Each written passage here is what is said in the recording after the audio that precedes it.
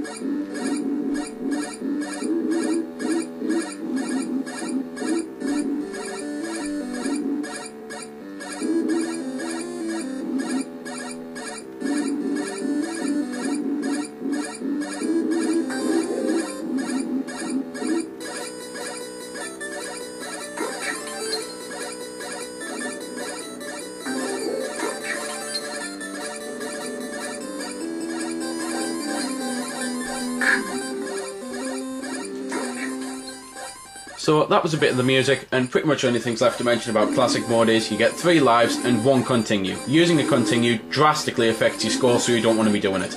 This is Warp Mode, and the whole point is Warp Mode is endless. You just basically play on the levels as long as you can, collecting the diamonds. Whenever you collect one, another one appears, and if you get hit by an enemy like that, or touch an enemy, then you go on to the next level, and that's the only way to go on to the next level.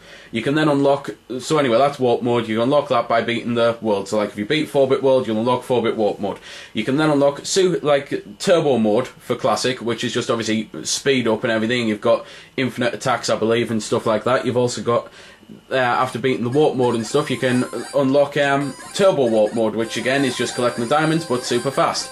So you've got 4 gameplay types there, and it's pretty much the same thing throughout. You're just running around collecting, avoiding enemies, killing enemies and stuff. I personally think it is a very fun game, and it's one of them that I know not everyone's going to be into it because it's a high score game, but I will basically say this about it. Although, before I say it, to be fair, I'll cut into the final mode, the 128-bit. But anyway, the reason I wanted to cut on before I said it is obviously because of the fact that now I've shown off all the different modes, and in case you're sitting there thinking, well, there's nothing different between them, just the graphics, they do actually change. When they turn into the 3D modes, you can fall from a height and stuff, and you can also shake the Wii remote on this one to jump over obstacles and jump over enemies. However, it takes some perfect timing to be able to jump over an enemy before he kills you. But anyway, as I was saying, I know it's a high score game, I know it's not for everyone, but I will say this. it's basically there for people who like retro games.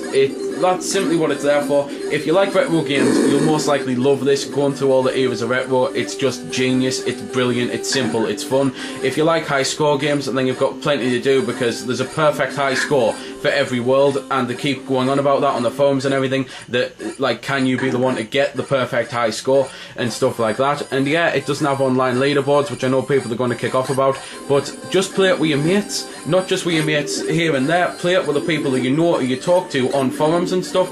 Go to the official forums and go there and talk to people and challenge people for high scores and stuff. You don't need an online leaderboard when the whole point of the game is to connect with people and to have fun, because that's what Bplus stand for. Fun with other people. It's not a case of just playing people solitary from miles away. They want people to interact in that, and I actually applaud that, because I'm sick of online gaming and getting shouted at from people who I don't know, when I'd much rather be shouting at my friends and my brothers and hitting them and stuff when they've just killed us or something. So it's there for people who like retro games, it's there for people who like high score games, it's there for people who are fans of Bplus games as well, because this has all the charm and magic of the last two games, and I personally can't wait to see more from these guys, especially Vector Tank, which looks fantastic. The only things I've got left to say really is that graphically the game looks brilliant, all of its modes look just like they're supposed to. Musically, it's got the same Bplus music charm, it sounds brilliant, and fun-wise, it's got the same Bplus fun to it. I personally love this game, and I just love it.